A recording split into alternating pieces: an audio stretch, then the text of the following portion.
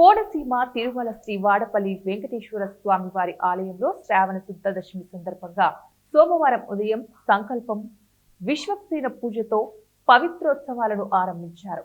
అనంతరం పునీహావచనము, ఋత్విక్వరణ, దీక్షాధారణ, అకల్మష హోమం, నీరాజన, మంత్రపుష్పములు, తీర్థప్రసాద వితరణ తదితర కార్యక్రమాలను నిర్వహించారు.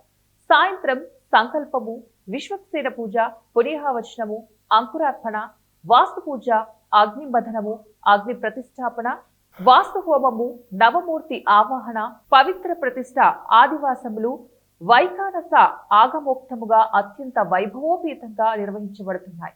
దేవస్థానం డిప్యూటీ కమిషనర్ నల్లం సూర్య చక్రధరరావు పర్యవేక్షణలో ఆయా కార్యక్రమాలు అత్యంత వైభవోపేతంగా జరిగాయి.